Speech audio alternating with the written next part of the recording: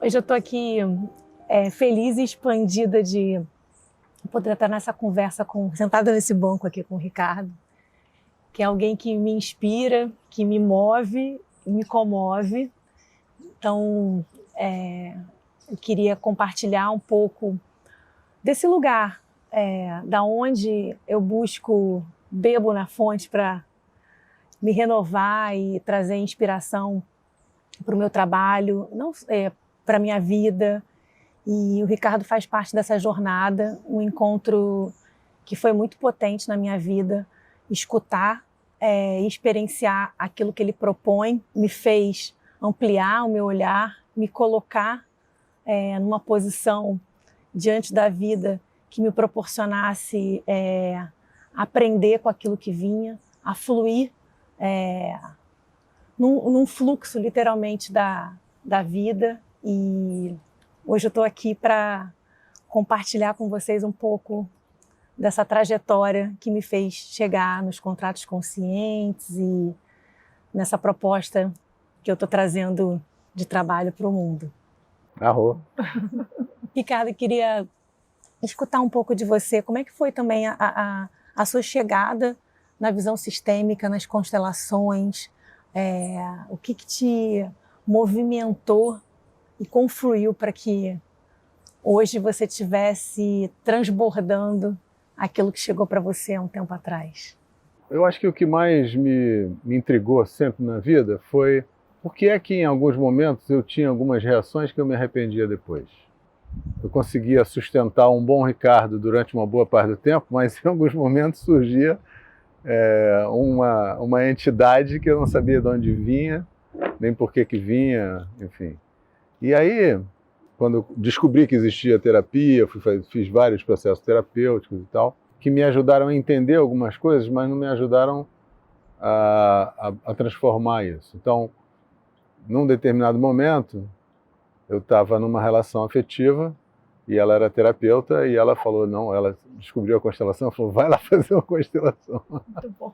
Então, e foi incrível, porque na primeira sessão que eu fiz, eu fui convidado a olhar minha vida de uma outra perspectiva e foi muito forte. Então eu passei a frequentar, foi a partir dali que eu comecei a me interessar, a estudar e por sorte o Bert Hellinger vinha frequentemente ao Brasil e eu passei a ir a todos os encontros com ele, aprendi muito com ele, com outros professores também. E aí isso tornou minha vida, porque todas as outras atividades que eu já exercia, todas as outras áreas de interesse ficaram pequenas diante dessa, né? Eu entendi que essa visão sistêmica que me ajudou a olhar minha vida tão diferente, ela, para mim, foi a base que eu encontrei para que eu pudesse ajudar outras pessoas também a ganhar a liberdade de trazer o seu melhor para o mundo. Eu consigo me entender esse lugar que você trouxe. Eu nunca tinha escutado você falar sobre isso. Eu lembro da primeira vez que eu fiz uma constelação também. E eu fiquei também nesse estado de choque, porque a gente vai com uma visão extremamente limitada, pontual, né, que a gente não consegue ver saída. E a constelação me trouxe perspectivas que eu jamais tinha imaginado e coisas que estavam guardadas, né? E eu fiquei alguns meses reverberando aquele assunto, mas no primeiro momento eu fiquei tanto tentando lidar com aquilo tudo que eu não tinha imaginado, não tinha me visto participando de um processo onde de alguma forma eu iria utilizar aquilo como ferramenta da vida, né? Eu fiquei inundada com aquele mar de possibilidades que a constelação me trouxe num único momento. Numa sessão de 2 horas, quantas coisas eu poderia, a partir daquele ponto, começar a traçar para sair do mesmo lugar. Porque foi esse incômodo que me levou à constelação, né? Eu estou vendo aqui que eu estou sempre fazendo a mesma coisa. Muda o cenário, mudam os personagens, mas eu não consigo caminhar. Eu estou sempre caindo nesse lugar. E a constelação me trouxe isso. E depois dessa constelação, 1 ano depois, eu estava aqui nesse lugar, iniciando o processo de transformação que o Ricardo se propõe. E de imediato, eu lembro quando eu recebi a proposta do curso de formação, aquilo me capturou porque era um lugar onde partia de dentro, eu me senti numa espiral lendo aquilo e indo para fora. E se de alguma forma aquilo fizesse tanto sentido, tivesse uma base sustentável, aquilo ia transbordar. E eu fui sentindo esse fluxo ao longo do caminho que ele propôs, né? Colocou a turma toda, né? Então aquilo ficou tão sólido, né? E tão concretizado como paradigma que trouxe um transbordamento. E aí me veio uma pergunta, eu falei, tô tão inundada com isso e como utilizar isso na minha vida, né? Eu sendo advogada, vindo de um lugar tão tradicional, de um paradigma tão estrutural, com tantas limitações de forma, né? Como é que eu ia utilizar o processo da constelação? Aquilo no primeiro momento também não fez sentido. Eu falei, bom, são duas coisas. Eu vou ser aqui uma terapeuta sistêmica, né? E tinha um movimento do Medicina da Consciência, ótimo, já tenho espaço aqui. Então, nas horas vagas à noite, eu vou fazer uns processos de constelação e de dia eu vou estar de terninho sendo advogada. Foi esse o plano que eu programei quando comecei aqui o processo do Ricardo. E mal sabia eu que no meio do caminho outros processos sistêmicos iam confluir com tudo isso. E aí foi exatamente quando chegou a visão, né, a abordagem dos contratos conscientes, que se propõe também a colocar o paradigma a partir de nós e amplificar o lugar que a gente está olhando para as relações, né? Quando a gente tem que tratar as relações de forma jurídica, esse olhar amplificado. E aí, quando eu percebi isso, me deparei com essa abordagem, as constelações fizeram todo sentido. E aí, Ricardo, eu queria um pouco te escutar nesse lugar, porque eu sei o quanto você transita, né, com as constelações, não só para esses olhares para a vida privada, pessoal, mas entendendo que não existe não existe diferença nenhuma, né, na nossa vida privada, na nossa vida profissional. A gente é um todo, e esse universo das constelações, como eles podem caminhar com a gente nesse inteiro que somos. Nossa, quantos dias a gente tem para conversar aqui? Eu olho para as constelações, já há alguns anos, como uma maneira de aplicar essa maneira de olhar para o mundo, que a gente chama de visão sistêmica, né? Visão sistêmica significa eu levantar o olhar do meu umbigo e perceber que a minha vida é troca, e para que a troca exista, eu preciso de outras pessoas. Então, a vida só tem sentido quando a gente pode exercer essa troca. E quanto mais livre a gente se sentir, realmente estiver para exercer essa troca, mais bonita é a vida, né? Tem aquela história do Ubuntu, que é muito especial, que imagino que você deva conhecer. Qual é a história? É uma história que se conta que um antropólogo foi para a África, para um país lá, para uma tribo na África, no sul da África, para conhecer as peculiaridades e fazer uma avaliação, um estudo e tal. E aí, depois de passar algum tempo lá, alguns meses talvez, chegou o dia dele ir embora. Então ele ia vir alguém buscá-lo na parte da tarde, e aí de manhã ele resolveu fazer uma brincadeira com as crianças, chamou todas as crianças e disse, olha só, vocês estão vendo aquela árvore ali?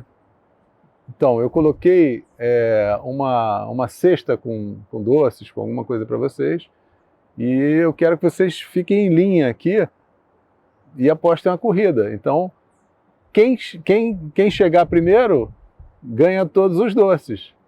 E aí, nossa, eles se colocaram em linha e correram todos juntos e chegaram juntos e repartiram os doces. E aí ele ficou muito espantado e falou, poxa, mas eu disse que quem chegasse primeiro ficava com todos os doces, podia comer todos os doces. E aí um deles disse, Ubuntu, qual é a graça de eu comer sozinho, os outros todos não poderem desfrutar disso junto comigo, né? Eu acho que o antropólogo descobriu que eu não tinha aprendido nada de importante naquele tempo que ele ficou, mas esse olhar para o bem-estar coletivo, o meu bem-estar depende também do bem-estar do outro, isso é fundamental. Agora, como é que a gente faz isso, né? Então, constelações familiares, elas são uma aplicação da visão sistêmica e do que o Bert enxergou, que ele chamou de ordens do amor. Então, a ideia é que, e é muito bonito isso que ele diz, o amor precisa de ordem. O amor desordenado, ele pode gerar todo tipo de efeito, inclusive efeitos difíceis, né? Então, ele percebeu que existem 3 grandes princípios que nos ajudam a viver em equilíbrio, em harmonia na nossa vida e na vida em sociedade, na vida com os outros. Então, tem o princípio da precedência, ou seja, quem vem primeiro é maior do que quem vem depois, cada um tem o seu lugar dentro de um sistema, e quando a gente ocupa o nosso lugar, com todas as implicações desse lugar, a gente permanece limitado também por esse lugar, a gente está num bom lugar, a gente se sente bem. Quando a gente se arroga a ocupar um lugar maior do que o nosso, a gente não sustenta, então as coisas vão mal. A ordem do pertencimento é a ordem básica também, que diz que todos nós temos direito a pertencer a um sistema. Muitas vezes, para a gente manter algum equilíbrio dentro do convívio, o ser humano descobriu que uma boa ideia seria excluir quem não lhe agrada, né? Quem não lhe agrada, quem não agisse de acordo com determinadas regras ou combinações. E o que as constelações mostram é que é impossível excluir alguém. Todos têm direito a pertencer. Então, o nosso desafio não é construir muros imensos, encher de câmeras, desenvolver leis que mantenham as pessoas confinadas. Esse não é o nosso grande desafio. O nosso desafio é, quando alguém não está funcionando de uma maneira amorosa, olhar para aquela pessoa e ver o que faltou, o que a gente pode fazer para que ela possa se regenerar internamente e voltar para o nosso convívio de uma maneira diferente. Então, eu acho que a gente está chegando no mundo e num momento em que esse é o nosso grande desafio. E os contratos conscientes que você está trazendo são uma luz nesse lugar, né? Ainda tem uma terceira ordem, que é o equilíbrio entre o dar e o receber, que é muito importante também. Então, como eu disse antes, a vida é uma troca. Então, para que essa troca possa fluir de uma boa maneira para as duas partes, é preciso que esse dar e receber sejam equilibrados. A não ser quando a gente tem relações naturalmente desequilibradas, em que uma parte dá e a outra recebe naturalmente. Então, pais e filhos, por exemplo, é uma relação que já nasce desequilibrada. Os pais dão a vida, os filhos recebem a vida, e eles só podem equilibrar esse recebimento da vida para diante, não de volta para os pais. Então, quando eles têm filhos, eles repassam aquilo que eles receberam. No caso dos professores e alunos, acontece da mesma maneira, normalmente. Então, essas são relações naturalmente desequilibradas entre os atores, mas que o equilíbrio acontece para diante. Esses 3 princípios, que são princípios bem simples, né? Eles têm milhões de aplicações e desdobramentos. Você trouxe as ordens do amor, né? E eu fico sempre... Tem um sorriso aqui interno, né? Quando eu vejo essas coisas todas conversando. E a constelação deu além de aquecer meu coração, também aqueceu a minha mente, né? Os meus valores e aquilo que eu sentia que era muito desassistido quando eu estava, seja num processo terapêutico, ou seja num processo intelectual, profissional e tal. A constelação eu senti que veio como se fosse um selo, né? uma capa, né? Um manto sobre tudo isso. E aí quando eu penso nas ordens do amor, reflito sobre isso e vejo, obviamente, as relações, né? E trago isso para a questão contratual, né? O quanto essa não clareza do dar e receber, das trocas expectativas gera, né, os conflitos, né? O quanto você não se sentir pertencendo gera a gente se colocar em posições como adultos, né, de forma desafiadora, em lugares onde a gente, na verdade, quem está falando ali é uma criança de 10, de 5, de 15 anos, né, por estar se sentindo não pertencendo e exigindo daquela relação uma série de questões, né, colocando no outro esse lugar desse pertencimento e a hierarquia também, né, e não a hierarquia estrutural que a gente comumente fala, mas esse lugar de reconhecer quem veio primeiro, e a partir daí instituir um lugar de colaboração, porque esse vir primeiro não significa um lugar de importância que um é mais importante com o outro, mas um reconhecimento amplo e de trazendo autenticidade para cada um de nós e tirando a gente desse paradigma de competição. Então, a visão das constelações me traz essa possibilidade de conseguir enxergar a gente enquanto sociedade, enquanto organização, enquanto sistema, nesse lugar de colaboração, de entender que o desafio é quando a gente está num lugar se comparando com o outro, tirar o lugar do outro, não se reconhecendo, imputando no outro o teu próprio prejuízo, a tua própria inação ou a sua falta de perspectiva de conseguir olhar as coisas de um lugar amplificado. Então, a visão sistêmica é parte de um processo de colaboração. Então, todos aqui temos um lugar, né? E isso é muito, muito bonito, muito expansivo e traz por si só embutido esse lugar de justiça e de harmonia. Porque se eu tenho o meu lugar, e assim, eu vou lá atrás nas minhas lições de direito romano, quando a gente direito romano, greco-romano, pensando nesse olhar mais filosófico do direito, quando a gente pensa em Platão dizendo que justiça é colocar cada indivíduo no lugar que ele é devido na sociedade, né? Então, o meu lugar não é o do Ricardo, o lugar do Ricardo é único. E eu reconhecer isso e reverenciar e ter gratidão por isso, por si só, já me posiciona para olhar qual é o meu lugar. Então, de forma nenhuma, eu estou competindo com ele. E esse olhar da constelação, que é inspiração para a elaboração dos contratos conscientes, porque a gente parte do pressuposto que de uma relação societária, num casamento, ou qualquer acordo que a gente possa estabelecer, cada um tem seu próprio lugar e não há competição. Então, acho que esse presente que o Bert trouxe para a gente, de sistematizar isso para que a gente possa dar saciedade para o nosso processo mental, porque eu acho que isso se a gente parar para sentir, o nosso coração pulsa isso. Né? Esse lugar de compaixão, de reconhecer que o outro é um ser humano como eu.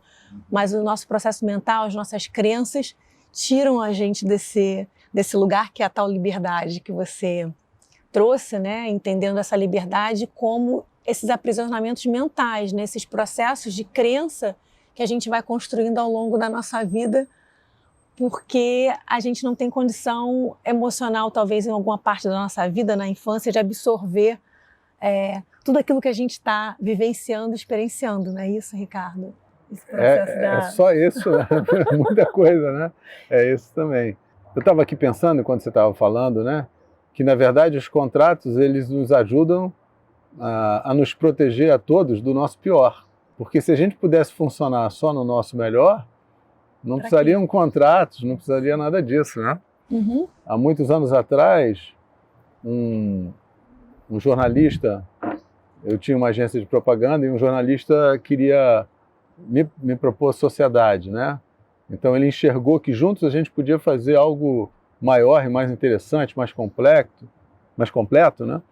E eu achei bacana, ele era um jornalista conhecido. E aí a gente foi ter uma reunião.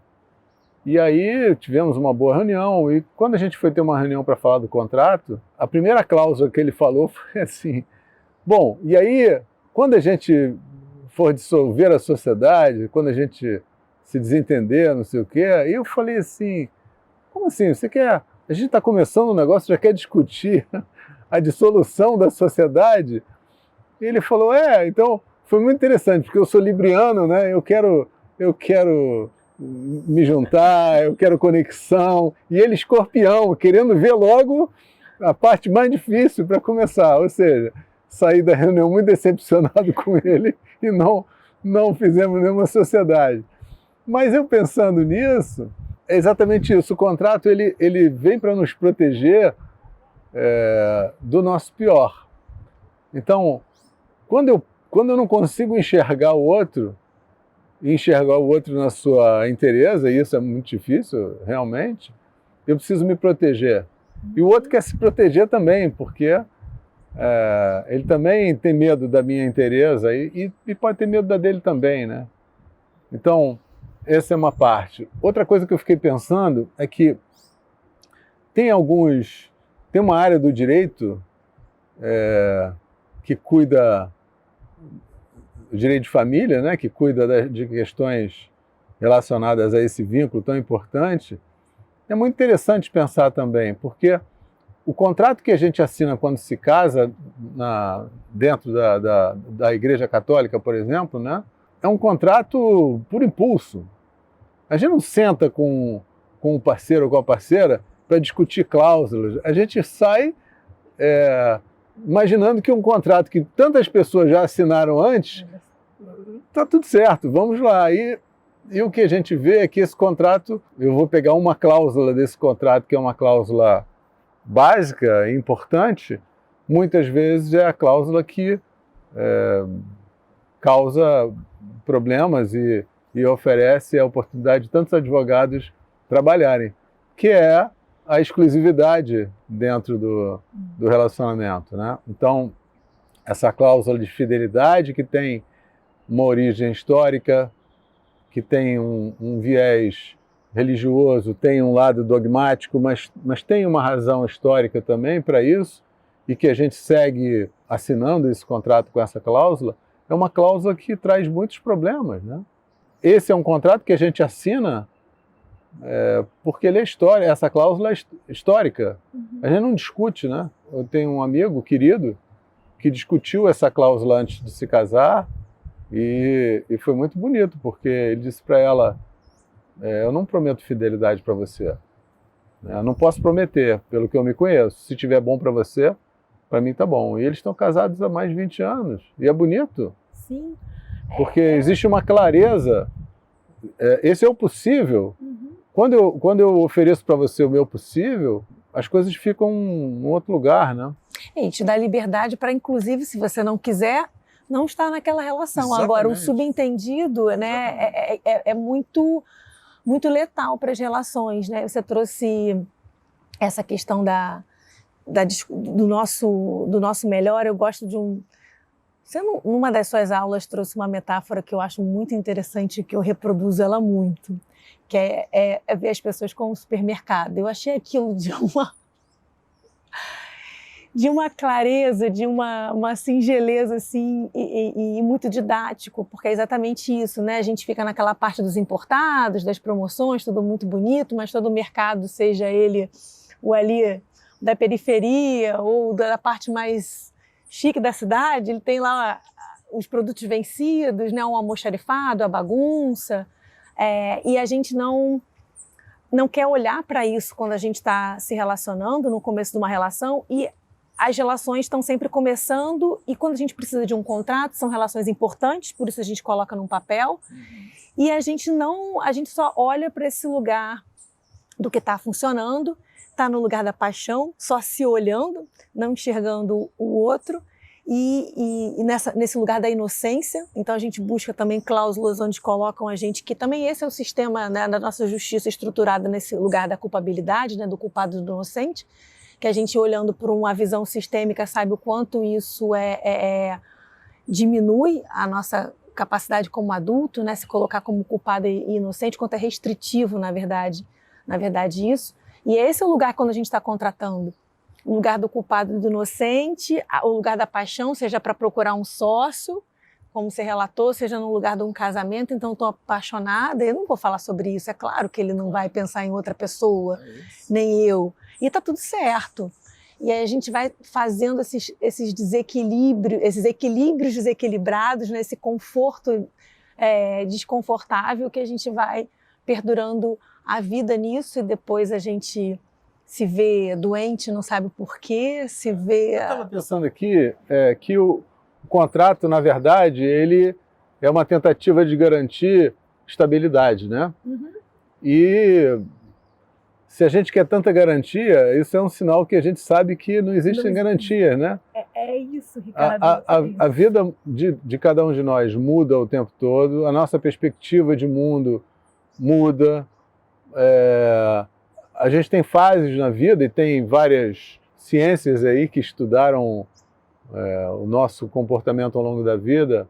Eu gosto muito da antroposofia, por exemplo, ela delimita claramente em setênios como é que a nossa vida, de uma maneira geral, vai mudando e tudo que vai mudando. Então, não tem como a gente congelar algo ao longo do tempo, né? Isso é negar o processo evolutivo de qualquer... Que é natural, né? Que é de uma planta, é exatamente esse lugar. Então, quando a gente pensa no... Quando eu falo da abordagem dos contratos conscientes e proponho isso, é justamente a gente reconhecer algo que não tem controle. Então, se a gente não pode reconhecer, se eu não posso pensar em cláusulas que vão perdurar 1, 2, 3, 4 anos, porque é o nosso processo natural evoluir, estamos aqui para evoluir, e que bom que é isso, porque se eu for a mesma que contratei um ano atrás, algo está errado comigo, e eu tenho que me reavaliar, como é que eu vou lidar com isso? Então, em vez da gente pensar em cláusulas, em pensar nessa construção de muro, porque eu não estou olhando para o outro, porque não parto do princípio de que o outro é essa inteireza, é esse supermercado completo, de que a gente vai mudar e que ações a gente quer adotar quando a gente estiver mudando, transacionando, né? Se mudando o tempo inteiro e sair desse lugar de que, como você trouxe um contrato de casamento, de que isso é igual para todo mundo. Porque isso tira meu lugar, tira minha hierarquia, tira o meu pertencimento, minha possibilidade de troca. Exatamente, que é único, né? Que exatamente a possibilidade de eu trazer harmonia para as relações é o meu lugar de autenticidade. Porque se eu sou igual a você, eu estou competindo com você o tempo inteiro, eu quero te botar o pé ali na frente para você cair, eu quero que algo aconteça para me destacar. Agora, se eu reconheço que eu sou única e você é único, a gente anda junto, ombro a ombro, e pode construir algo juntos, falar em ação. Então, a proposta desse trabalho é justamente trazer esse reconhecimento para dentro de um documento legal e discutir todos esses paradigmas, né, de controle, de certeza, que a gente sabe que são falaciosos, porque se não fosse, a gente não ia parar num judiciário, as pessoas não iam estar em conflito, se digladiando, e o mundo não estaria nessa completa desarmonia, né? Então, eu estava me lembrando aqui de uma outra história, né?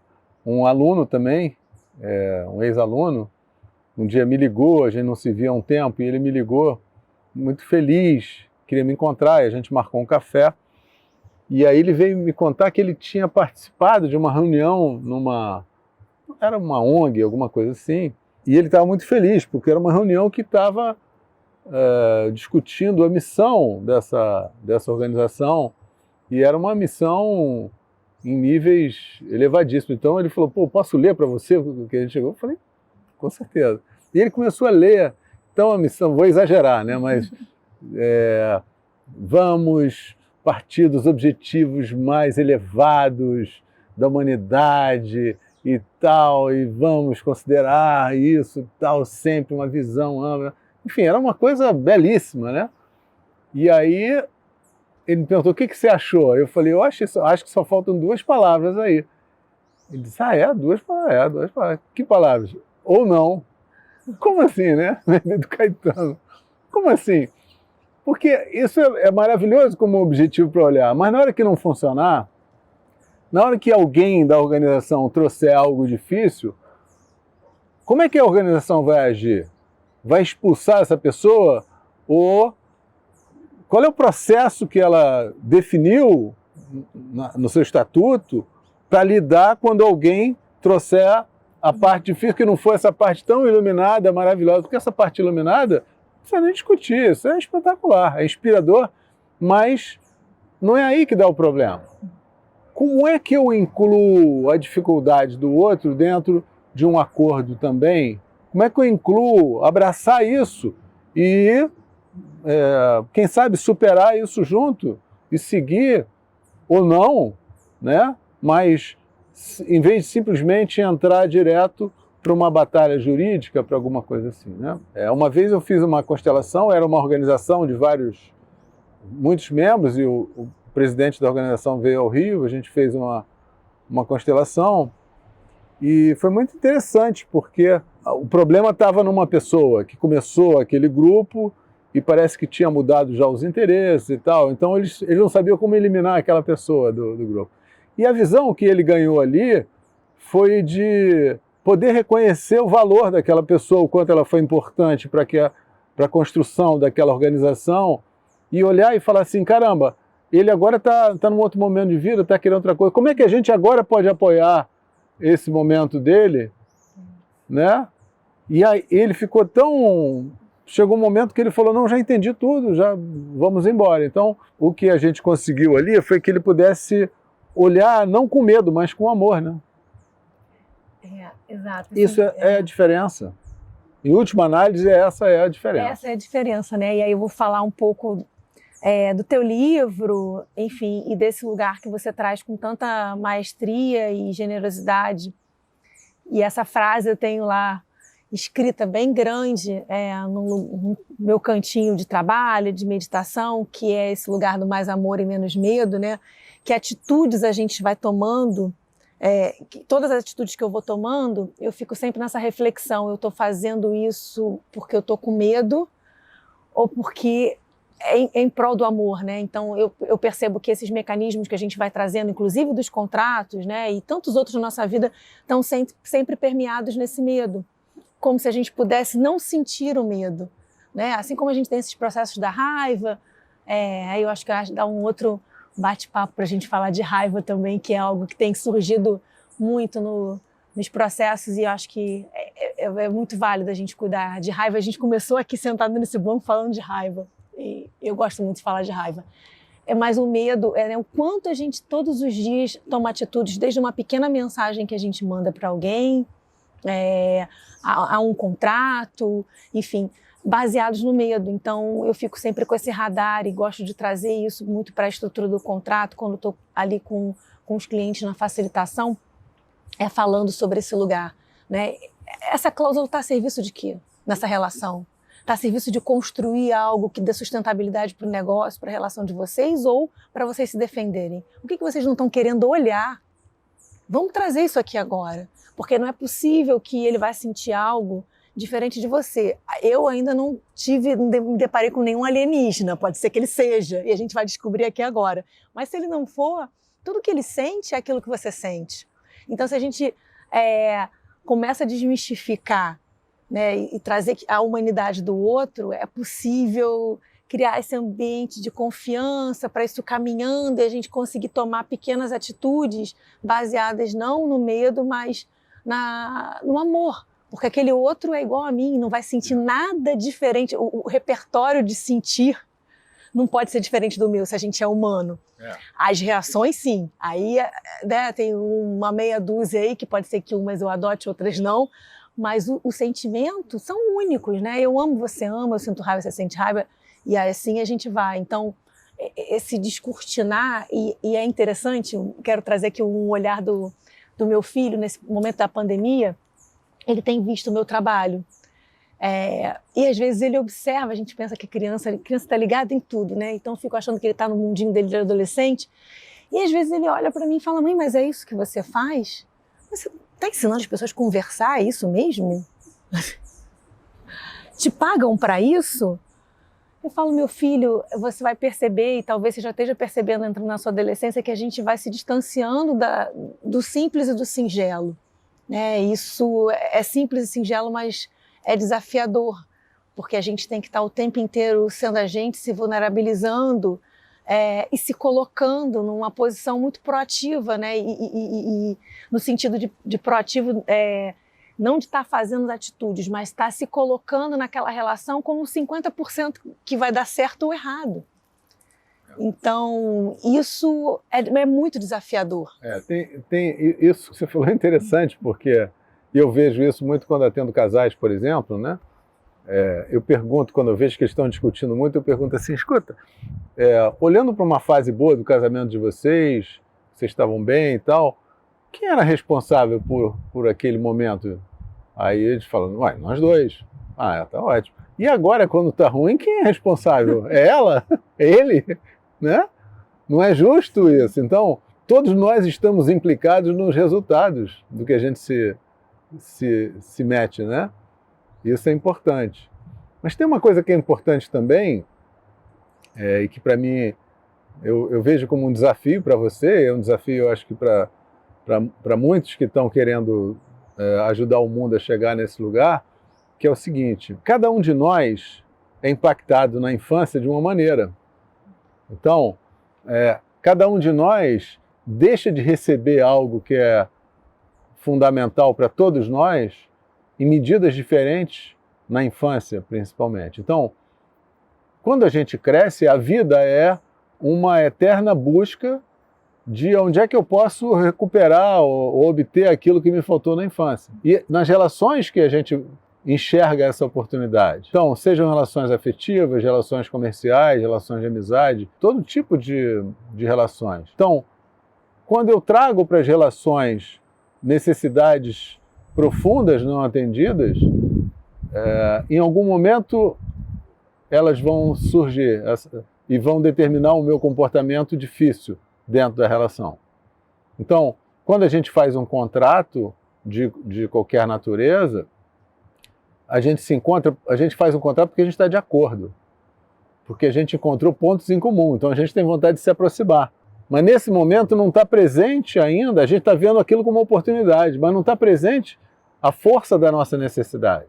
E a força da nossa necessidade nos faz ter, muitas vezes, um comportamento infantil, a ser egoísta, a ser vingativo, enfim, uma série de coisas. E é isso que é difícil. Então, também, além da gente poder clarear melhor os acordos, eu acho que é fundamental que cada um possa olhar para as suas próprias necessidades não atendidas e descobrir uma maneira de começar a saciá-las para não onerar as relações, né? É um dever de casa que cada um precisa fazer.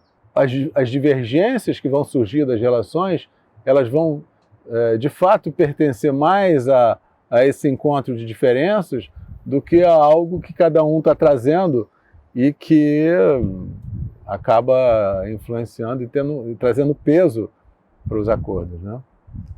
Exatamente. Esse é o desafio, né? É trazer para dentro desse processo dos contratos esse olhar para essas necessidades, né? Esse é o primeiro step, mas é óbvio que é um processo terapêutico, mas não é uma terapia. Mas se de alguma forma, nesse construir desse contrato, eu conseguir deixar essa pulguinha de que tem algo aqui que precisa ser visto, eu reputo como meu trabalho feito. Tá bom. E que o contrato, enfim... Você bota como primeira cláusula do contrato consciente que todos vão fazer uma terapia com esse objetivo. De conhecer as próprias necessidades, né?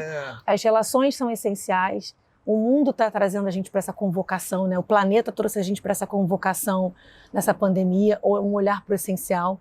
Então, a gente perdeu a distração do mundo. Eu fico imaginando, como você diz, que a diretoria colocou tudo isso aqui para a gente conseguir lidar com um grande processão que é a vida aqui terrena. Então, a gente tem o mar, tem a natureza para dar um respiro. E vem uma pandemia como essa e tira a gente desse lugar. Então, sem distração, o que eu tenho para olhar? Eu só posso olhar para isso. E como eu estou lidando com isso? Então, um pouco dessa conversa aqui da gente é para conclamar também as pessoas a refletirem sobre o essencial, né? O Ricardo traz muito isso o tempo inteiro nas constelações, né? Esse olhar para o essencial. E acho que esse momento que a gente está vivendo planetário é desse olhar para o essencial. O que sustentou a gente passar ou não passar, ser mais desafiador ou ser mais tranquilizante, relaxante, esse momento da pandemia, foram as relações que a gente construiu ao longo da vida e nos colocaram trancados em algum lugar. Então, isso é aqui que a gente aprende, né? É aqui que a gente é a gente. Não existe o eu sem a relação. é a partir do outro que eu tenho a percepção de mim mesmo. Então, não cuidar disso, seja no plano relacional, ou seja num plano individual, né, num processo de terapia de autoconhecimento, é uma atitude de não amor, né, consigo, com o outro e com a sociedade, né? Verdade. Esse momento também que a gente está vendo a natureza, principalmente no início a gente viu a natureza se regenerando em vários lugares, porque as pessoas ficaram mais em casa também. A gente, quando olha para a natureza, e a gente está acostumado a esse olhar antropocêntrico, assim, de imaginar que nós viemos aqui, né, isso é religioso também, viemos para dominar os seres, a gente olha para os seres. Eu nunca vi passarinho precisar de advogado para resolver as coisas com o tucano, porque o tucano foi, né? Porque o mamoeiro invadiu o lugar das bananeiras. Eles encontram uma solução de alguma maneira. Tem um entendimento profundo, que eu acho que os índios ainda trazem isso também, de uma maneira bonita, que isso não é nosso, nós é que somos, nós é que pertencemos à natureza, né? Essa distorção atrapalha tudo, que a gente, com essa visão distorcida, achando que nós somos donos de alguma coisa, a gente acha que a gente tem mil direitos que precisam ser exercidos e reconhecidos, né? E é incrível a gente lidar com a proximidade da morte a vida inteira e não se dar conta de que isso aqui é passageiro, né? A gente não leva nada dessas posses. É passageiro, né? E esse lugar que você trouxe da natureza é muito bonito, né? E me comove muito também, porque acho que o primeiro lugar de pertencimento que a gente tem que reconhecer, a grande dor que a gente tem, é esse apartamento da própria natureza, né? Que os povos ancestrais não têm.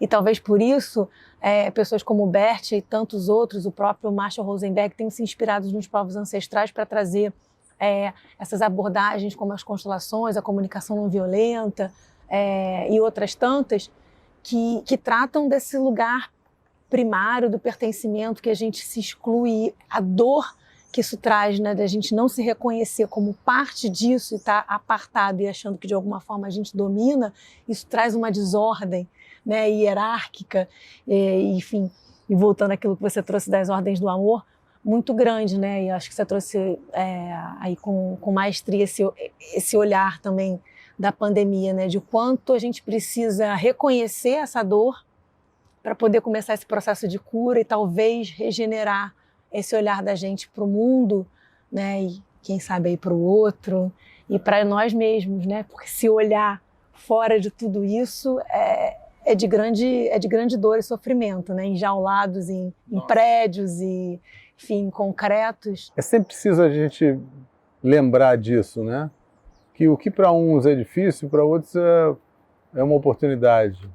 Isso está disponível para todos nós, desde que a gente esteja disposto a procurar olhar a outra parte, né? Então, tem gente que até hoje está indignado com a pandemia, e tem gente que se ressignificou e aproveitou de uma maneira incrível. Então, isso não é à toa, né? Para mim, isso é uma lembrança que a gente recebe lá da diretoria, dizendo, olha, lembra, vocês estão na dualidade, não tem nada que é fixo, não tem nada que tem um lado só, né?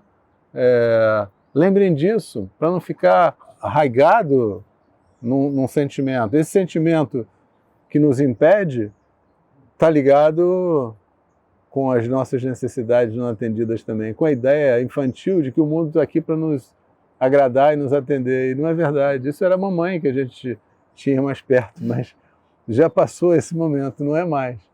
Agora a gente precisa tomar posse da nossa capacidade de transformar e de se abrir para a dificuldade, olhar e falar, bom, o que eu posso aprender com isso, né?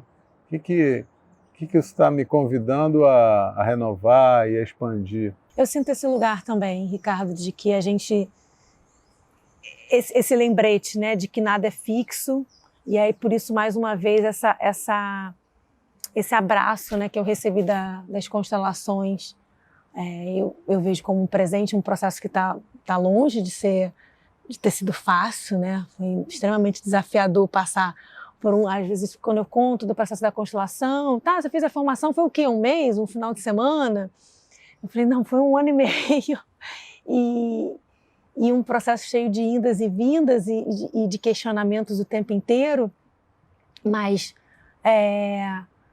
proporcionando sempre esse olhar amplificado para todo esse desafio, né, essa dificuldade que é olhar para a gente mesmo e encarar que tudo que a gente está criticando fora está aqui dentro, né? Porque o outro que está fazendo aquilo que a gente está criticando não é capaz de fazer nada que eu não possa fazer também.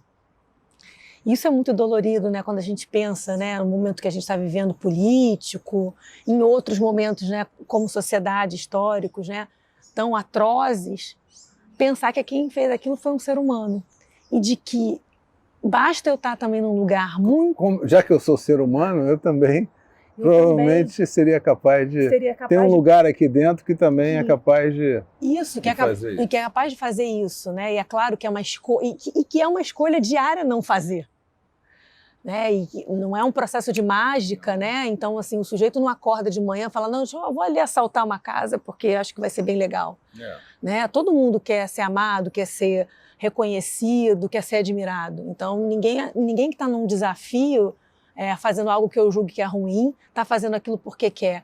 Então, olhar para isso, né? Olhar para a gente no espelho e ver essas partes todas é assustador. Porque traz um lugar de expansão e de autorresponsabilidade. O que hoje eu vou convocar quando eu vou acordar e vou chegar ali na casa do Ricardo? O que vai acontecer?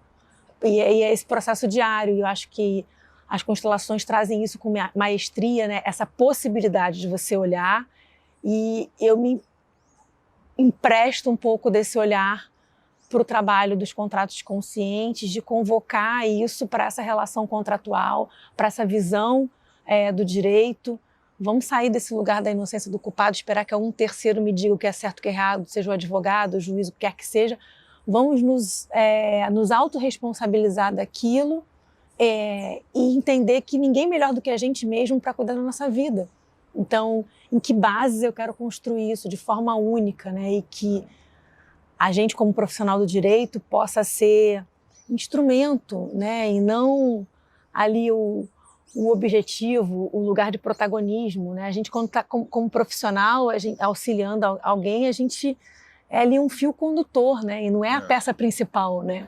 Você falou uma coisa que me fez pensar aqui também, que seria bacana que os envolvidos num contrato, qualquer que seja, tivessem clareza também de que, muito além do objetivo final desse contrato, como a constituição de uma empresa, ou de uma família, ou enfim, do que seja, esse encontro está oferecendo um aprendizado, uma oportunidade para que todos se desenvolvam como seres humanos. Então, se essa perspectiva puder ser mantida, de verdade, né, esse olhar, esse é um compromisso que pode ajudar quando as dificuldades surgirem, né? Sim, esse processo de aprendizado mútuo que acontece através das relações. Eu acho que esse papo aqui da gente, né, e juntar duas ciências, como ontem até trouxe, né, estava conversando com o André, profissional de osteopatia, e quando a gente amplifica nosso olhar, tudo é colaboração, né? Tudo é possível, tudo é uma oportunidade para a gente estar comungando de alguma coisa que se toca quando a gente amplifica o olhar. Eu acho que é esse papo aqui nosso traz esse convite, e eu queria agradecer Ricardo, mestre, a quem eu reverencio, tenho gratidão, e, enfim, gratidão pelo universo, por ter me colocado aqui, nesse lugar, na hora certa, no momento certo, pela sua generosidade de dividir comigo, com tantos outros, com milhares, aquilo que para você fez sentido. Então, aqui, meu eterno amor e gratidão. Obrigado. Já valeu a pena viver. Obrigado também. Obrigada. Obrigada mesmo. Muito especial esse momento.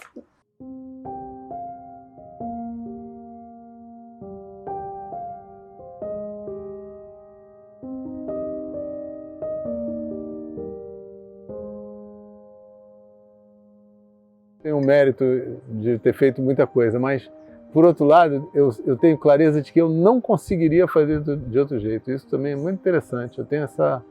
Eu não conseguiria fazer de outro jeito. Isso é lindo. Isso é De tão... outro jeito como? Seguir nos outros caminhos, ter ficado na empresa, ser diretor da empresa, ser presidente da empresa, como tenho vários colegas de colégio que foram para esse caminho, né? Eu também poderia ter feito isso tranquilamente, mas eu não conseguiria fazer diferente do que eu fiz, é isso.